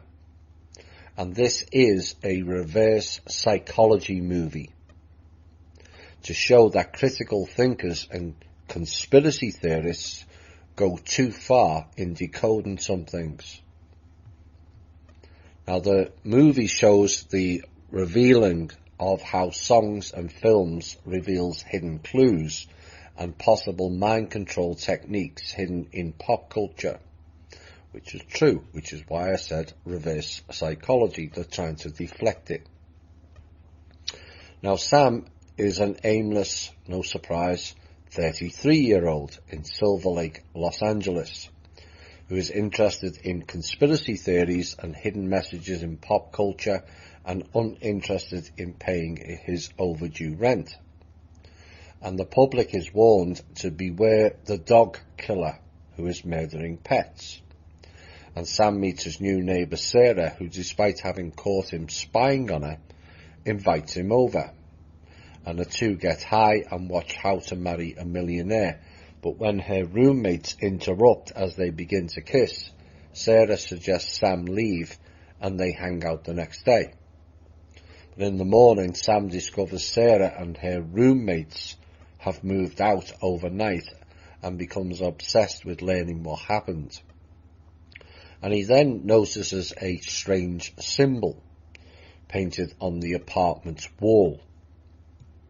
And Sam trails a woman from the apartment to a series of elite Hollywood parties, encountering the pop band Jesus and the Brides of Dracula and a performance artist working for a prostitution ring of struggling actresses. Hello, Kerry Cassidy. Oh, oops, sorry, just saying. And the Brides of Dracula are characters in the Bram Stoker's 1897 novel Dracula, The Bloodsuckers. Perhaps that echoes of Maria Abramovich. And they are three seductive female vampire sisters who reside with Count Dracula in his castle in Transylvania, where they entrance men with their beauty and charm and then proceed to feed upon them. And Dracula provides them with the victims to devour, mainly implied to be infants. Connecting the dots here? And like Dracula, they are the living dead, repulsed by sunlight. And also like the witches of Eastwick, yet again, there's three of them, and reminds me with their seduction techniques of Isis, Inanna, and the ultimate seductress, Hathor. Cleopatra was a more modern-day version of Hathor. And all seem connected in the movie, but Sam struggles to find any meaningful pattern. And at his apartment, Sam sees a news report detailing the discovery of billionaire Jefferson Sevens burned to death in a car with 3 women. The 3 women reference again. Now Sam recognises Sarah's hat at the scene and a small dog similar to Sarah's found dead. And so he contacts the author of Under the Silver Lake, an underground comic about neighbourhood urban legends. And he tells Sam that Sarah's disappearance, the dog killer, the owl's kiss, who is a naked woman in an owl mask who seduces and kills people in their sleep, which is possibly related to Bohemian Grove. And plus, messages in pop culture are part of the same conspiracy and has installed security cameras throughout his house. And later the police find the author dead in an apparent suicide. Because the author revealed too much. That happens all too frequently, as we know. But Sam enters the house and reviews the security footage, discovering the author was killed by a woman dressed as the Owl's Kiss. And following hidden clues in the Jesus and Brides of Dracula songs, Sam meets the Homeless King, who brings him to a bunker underneath Griffith Park, leading into a supermarket. All very Walmart sounding now. And one must ask, does that bunker run from the Getty's Museum to Griffith Park, which dissects the district of Hollywood, I might ask. And with the help of the performance artists and their friends, Sam meets the songwriter, a fabulously wealthy old man who claims to have written most of history's popular songs. In reality, they do. You know, it's often said it's done by the singer, but these people insert songs and write songs themselves for them to sing. They get the contracts, but they perform. But by and large, not everyone's a songwriter. But when the songwriter tries to shoot him, Sam bludgeons him to death with a guitar, and purportedly belonged to Sam's musical idol, Kurt Cobain.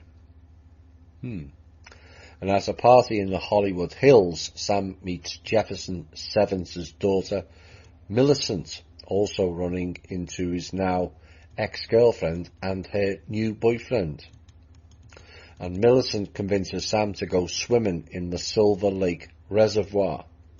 And she gives him a bracelet identical to Sarah's that belonged to her father and is shot dead by unseen assailants and sinks to the bottom of the lake, which is mirroring a pose from Sam's favourite issue of Playboy. Where was Playboy held? And Sam manages to escape and combines the bracelet, the author's cereal box prize, and the Legends of Zelda map from the first issue of Nintendo Power to reveal a location that is absent from web mapping, where he finds a man and 3 women in a small hut. And so Sam holds them at gunpoint, and the man reveals the truth. Throughout history, wealthy men such as himself chose to lock themselves in underground bunkers similar to the one Sam discovered, much like Egyptian pharaohs, in order for their souls to ascend accompanied by 3 wives. 3 again.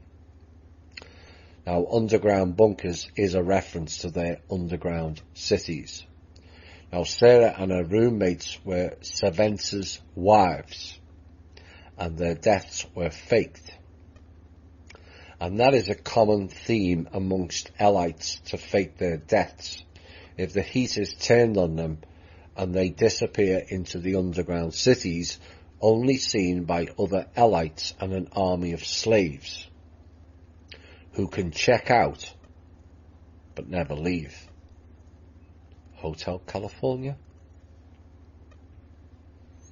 And their bunker has been sealed, but they can still be contacted via video telephony.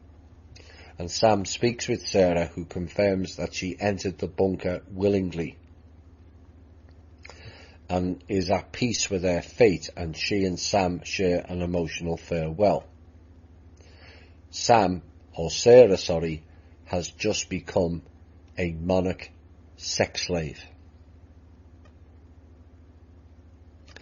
That is how they do it.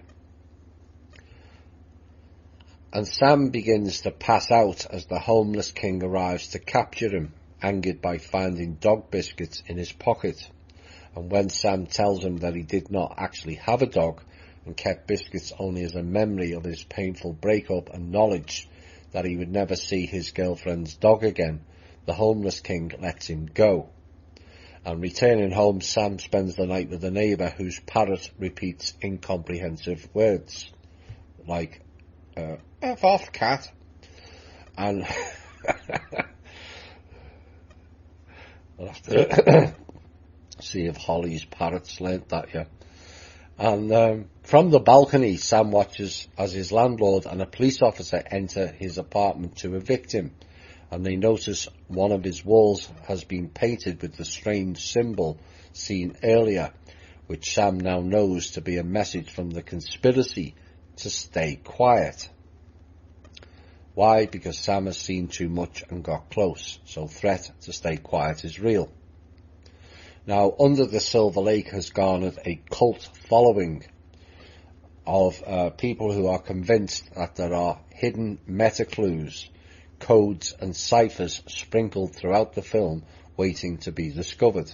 Indeed it is.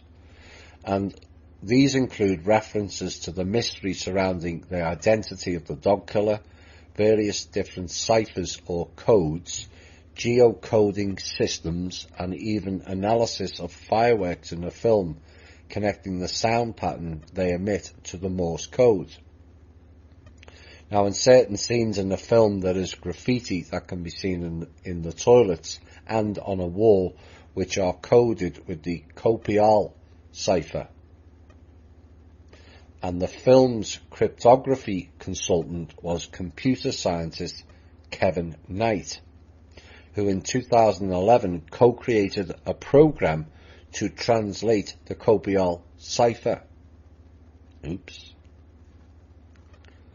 So what is the Copial cipher? Well, it was an early German Masonic ritual. And it's understandable that no one has reported this as a Masonic ritual, but it is amusing that the purpose of this secret society has been reported as ophthalmology, which is a sort of vocational fraternity of eye specialists, as one would see today with Kappa Mu Epsilon and mathematics and Delta Phi Epsilon and foreign service. And while a few news sources did report on the symbolism of the eye in the Western esoteric tradition, most seem to echo the belief that the rituals detailed in the document indicate that the secret society had a fascination with eye surgery and ophthalmology, though it seems members of the secret society were not themselves eye doctors.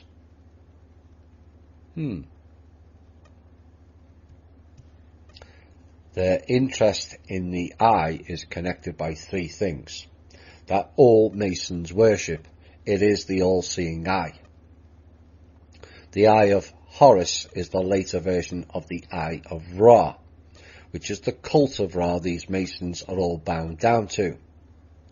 And perhaps at the higher levels, given the multitude of black eyes seen around the world, the Vril technology that goes in the eye may also play a part in this. Now, that Vril technology is eerily similar to the Goa'uld in the Stargate, who hosted in their bodies a type of lizard snakes. And remember, those that had those Vril type entities in that series were Ra, Apophis, Hathor, Marduk, Baal, Anubis, and all the other fake god and goddesses depicted in Egyptian hieroglyphs. And this may well be what we are dealing with here. Stupid humans emulating the fake gods in return for status and wealth. What a bunch of sorry-ass jackasses they are. They've been duped. And meanwhile, we the people have suffered for their own greed and stupidity. And perhaps the line in the Bible makes more sense now. We will make man in our own image and likeness, via hosting Vril entities with uploaded consciousness technology. Final part of tonight's show. The Eye of Ra, or the later version Horus, revealed in so many places. All in plain sight, they say, like Cleopatra's Needle in New York, telling the tales of how Ra and Horus destroyed the humans. And maybe Cleopatra was actually Hathor all along. That messes with the timeline, doesn't it? And speaking of timelines, Horus, of course, plays into the timepiece from last week. Horus is an anagram of hours. Hours turns into days, or are you in a days? Days turns into a week, or are you weak? The end of the week brings the weekend, or are you weakened? Weeks turns into month, which is rarely moonth, and the blood ritual cycle and the Saturn moon matrix. Moonths turns into years, or is it why ears? Because people don't listen. Years turns into a decade, where we have decayed. Now, there are many other movies that could have been referenced, some of which we have highlighted before, like The Wizard of Oz, which is a classic mind control based movie. And the trailer of the new Matrix movie is called Resurrection. It was released on 9/9. Is that a coincidence? But the movie was originally scheduled for December 21st last year, and I guess their plans for that date went awry again. But also, our plans went awry due to the trustee meddling in things she's not equipped for. So now the movie is coming out, interestingly not on the solstice, but the following day, which bears great interest, and I will give insights into that short trailer.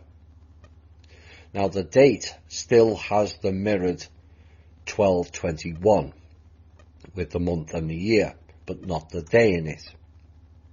And the day has moved to 22, which is double 11, which symbolises Yashin and Boaz, and also the Twin Towers, which was to be symbolic of the fall of duality into the one.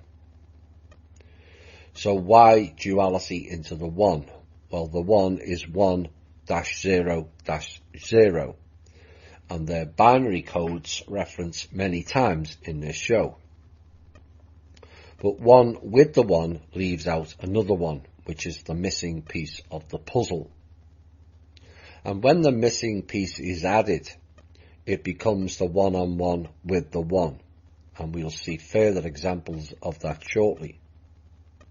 But that one is the one world government, one world currency of the dead, and one world religion based on the cult of Ra and the worship of Lucifer. Now, the open sequence of the Matrix trailer raised eyebrows and wry smiles from me, as the first word on the screen was Thomas, followed by a black cat, which symbolises the egregore cats, and then the words, "You seem pretty triggered right now." The mention of Thomas, cats and triggering in the opening sentence. Is that indicative? What a coincidence that is. And Neo said, I had dreams that just weren't dreams. And we have covered that quite a lot in our shows. They are not dreams. They are other versions of what we call reality. And they are snippets of prior, current or future existence or events. And the main thing about those dreams or portions of existence is, what do you believe? Do you trust what you believe and experience? Do you ultimately trust you? And the questions of, is it real? Am I going crazy? Will dissipate with belief and trust in and of the self. And you cannot get belief or trust externally, only internally. It's your truth, your reality, and nobody else's. And so the question is, do you believe? And if so, what do you believe? Now the next up in the trailer is the bridge over the water. Will you take or make the leap of faith? Then there was a bathtub scene. Will you float or will you drown? And he has a duck on his head. Will you duck reality or will you wear reality? And what followed next was a Masonic handshake and a chain bracelet with a lock, symbolising the chain of us to the system and the matrix per se, called a C lock or clock, governed and controlled by time. And the next question was, have we met? And Neo looked unsure, symbolising the memory loss of being attached to the system that feeds your head. And then it went into playing the song The White Rabbit by Jefferson Airplane. And that was bizarre when it came out and remains bizarre to this day. And some people say you can only understand that song when high on drugs. No, we understand better when high on knowledge and understanding the code in which these people operate by. One pill makes you larger and one pill makes you small. One pill is blue and one is red. The dancing dualistic choice of duality only that they've fed us for centuries. Hence the feed your headline. The illusion of choice, and the majority picked the choices offered to them. But the reality, like the song, remained the same. But we forget to not take the blue or red, the larger or small. The blue and red pill were their choices they offered. They were not our choices to make.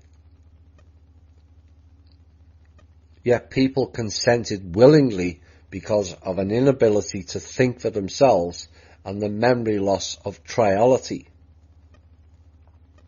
The triality choice also symbolises the one-on-one with the one. Now the internet was swarmed with spellcast words that became synonymous with the Q movement and how everyone should be red-pilled. And the irony is those that mentioned the red pill have been red-pilled by the MKUltra mind control program. Oops. The red pill is LSD, Lucy in the Sky with Diamonds, and was used to drug people in the MKUltra program, of which eventually there becomes a point of no return. And we will see or hear more references to MKUltra later. And maybe the COVID jab is the red pill. The line in the song, "Tell 'em a hooker smoking caterpillar." Well, after the caterpillar comes the transformation into the butterfly. And the butterfly is a reference to an MKUltra monarch slave.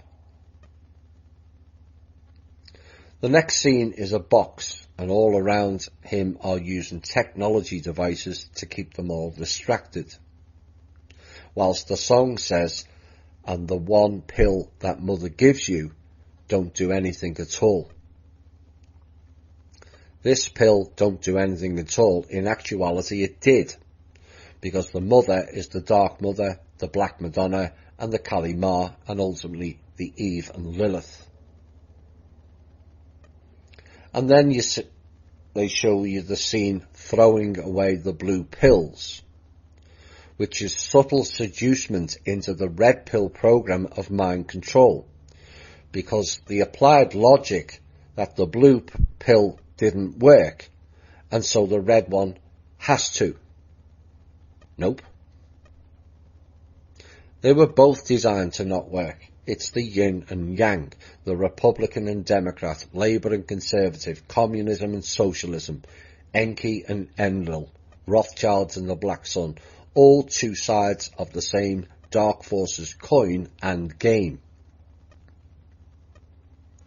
And the people kept making the same choices over and over again, like a loop. Why? Because it is a loop until you step out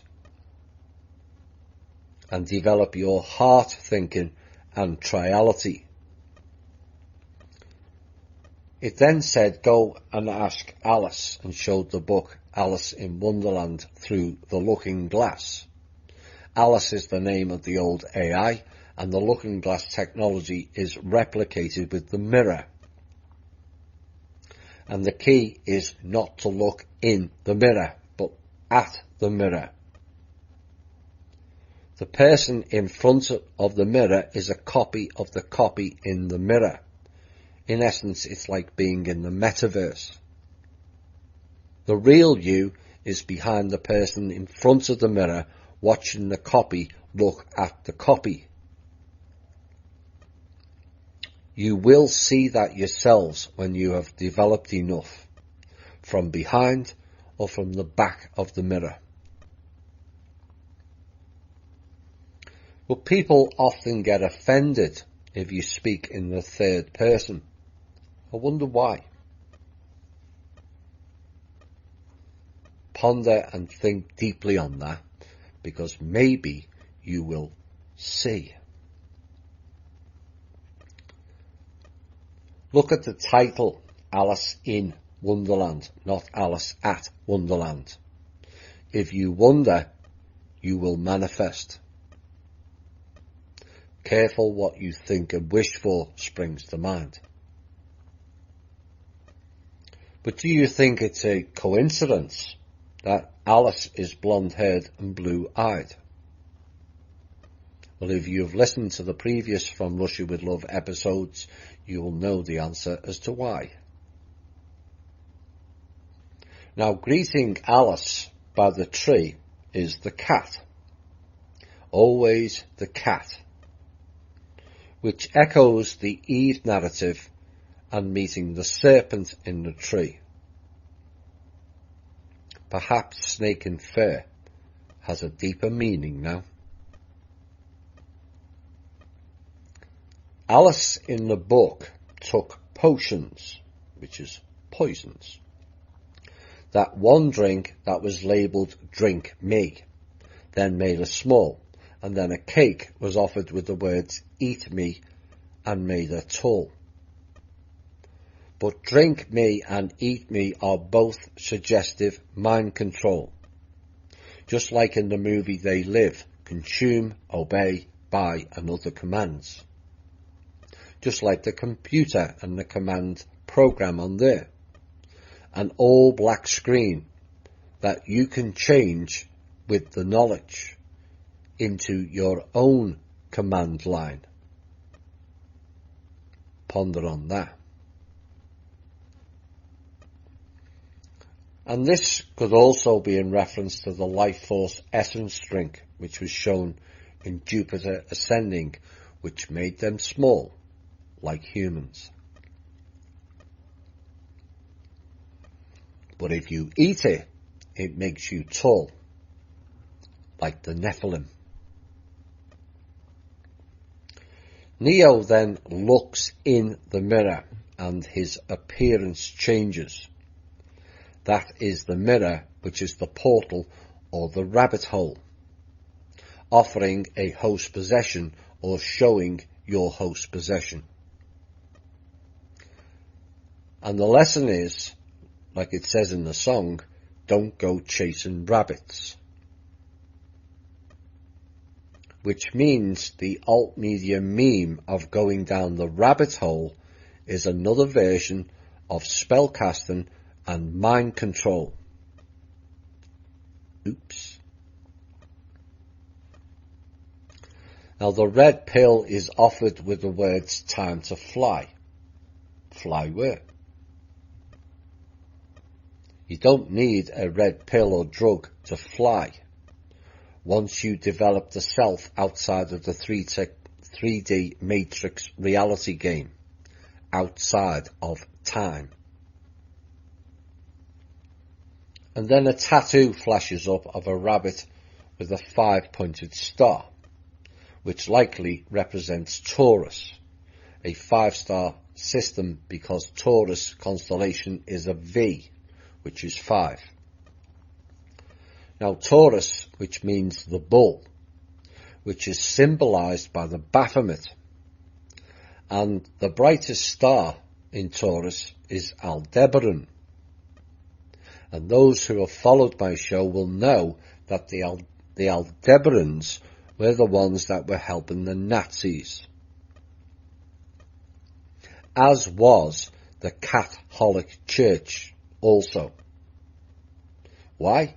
Because they operate by the bull as well, as in papal bull, or perhaps it's papal Baal. And the importance of various bull figures was represented in the mythologies of ancient Sumer, Akkad, Assyria, which was the scene of the third Garden of Eden the Hebrew Anunnaki cult built, Babylon, Egypt, Greece and Rome. Are you connecting the dots now?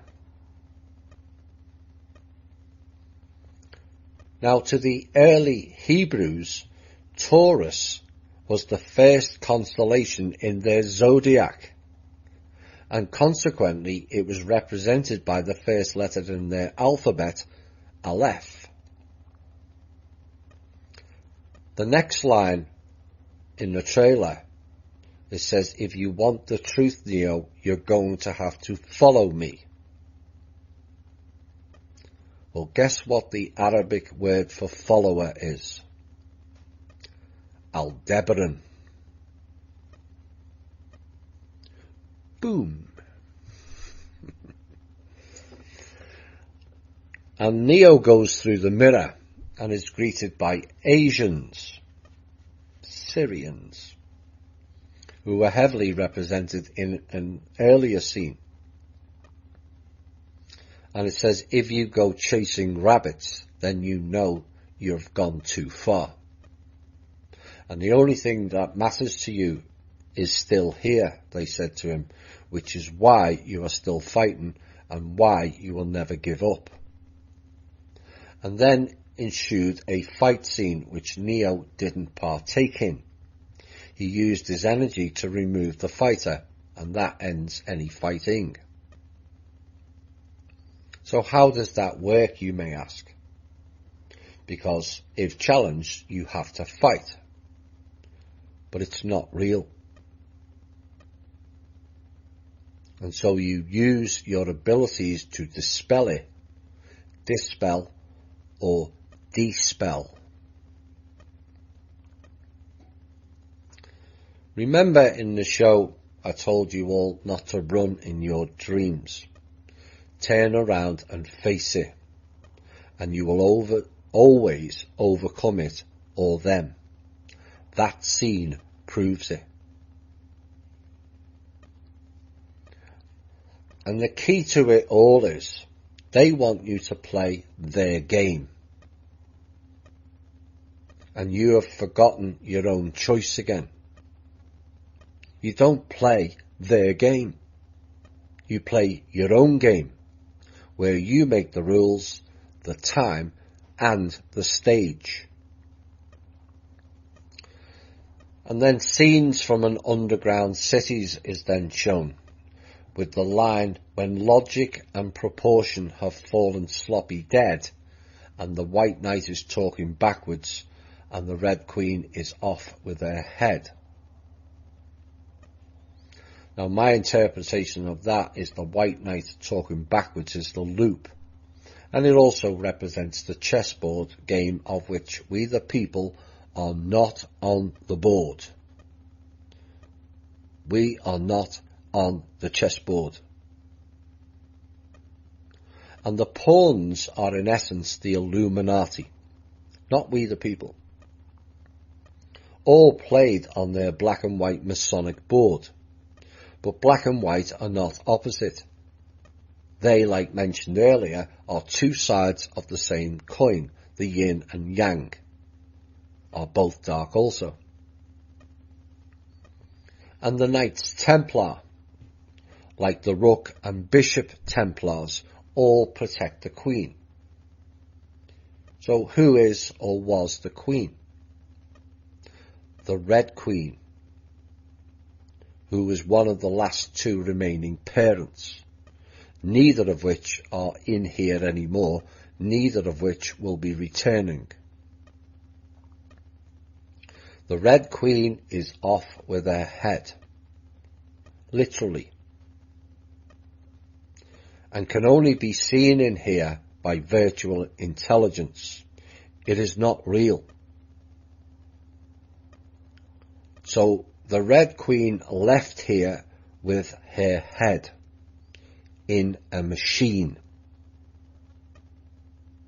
It is uploaded consciousness technology. Feed your head is the repeating line. They fed our heads with their utter drivel. And the antidote is to feed your heart, not your head. Your head can be controlled by them via red pilling, TV and other methods, but connection with the heart renders that interaction mute. What is truth? What is real? What is illusion? Who are you? And what can you be? All comes with self-mastery and the Excalibur sword of self-mastery for those with an open heart. Now, Sloppy Dead and the title called Resurrection, in my opinion, are linked and connected with the zombie apocalypse which they had planned in 2017 and was stopped.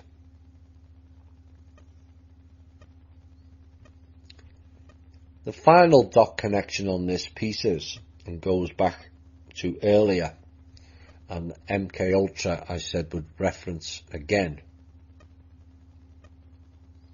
Is it a coincidence? The matrix scene and the binary codes are seen in green. Why is that? You may all wonder.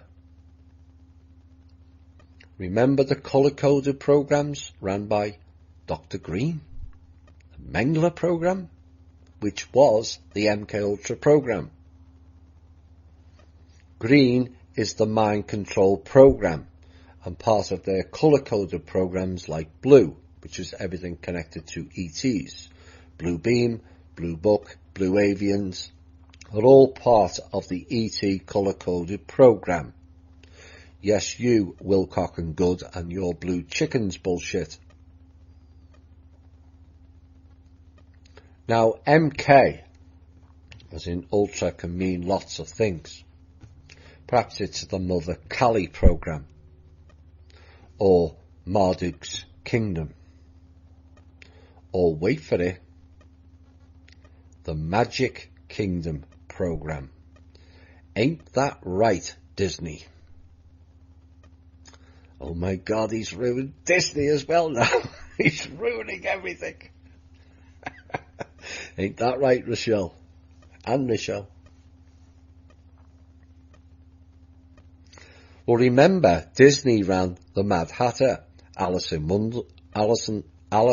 Wonderland, Giant Rabbits, The Lion of Judah King, Lion Bastards more like it, Transformer, or is it Transhuman, along with underground tunnels or portals stealing the children into the world of Alice and the AI. You're not buying the Disney theme? Maybe we'll have more on that in a future show. It is a small world, after all. Oh, and by the way, the It's a Small World song is part of the mind control program. Back to the song then. Remember what the Dormouse said. They were taking the mickey. Now, a dormouse is known for sleeping or hibernating for very long periods, just like humans in the past with the sleeping pods, which left us 10,000 years behind in time.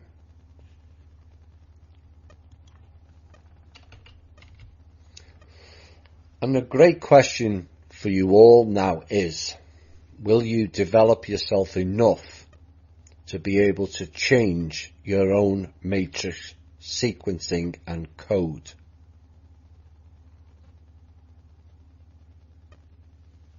So what have we all learned? Is it that fact is fiction and fiction is fact, it seems?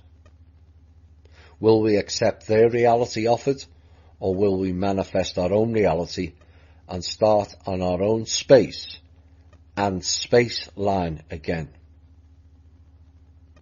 On and in a timeless world of true enlightenment. This has been the Truth, Honour and Integrity Show. My name's Thomas Williams. Bye for now.